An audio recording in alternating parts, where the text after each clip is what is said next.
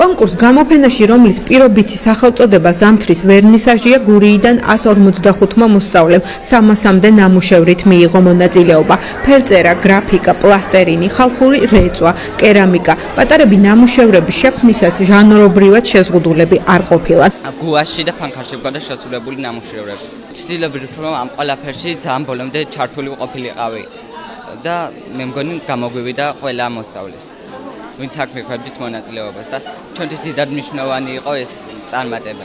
ნომინაციაში საუკეთესო დეკორაციაში მივიღე პრიზი და ძალიან გამიხარდა და უღრმეს მადლობას ვუხდი ბატონ კახა მასწავლებელს, დირექტორ ჩვენი სკოლის. არ მოველოდი და ძალიან გამიხარდა. ჟიური 14 ნომინაციაზე შეჯერდა და კონკურსში გამარჯვებულები ოზურგეთის ლანჩხუთისა და ჩოხატაურის სამხატვრო, ასევე ოზურგეთის საჯარო სკოლებიდან გამოავლინეს. დახვეწისთვის კულტურული აღზრდისათვის ხატვას აქვს ძალიან დიდი მნიშვნელობა. ამიტომ ყველა ბავშვი ნიჭიერი აბსოლუტურად, მაგრამ ყველა მხატვარი ვერ გამოვა.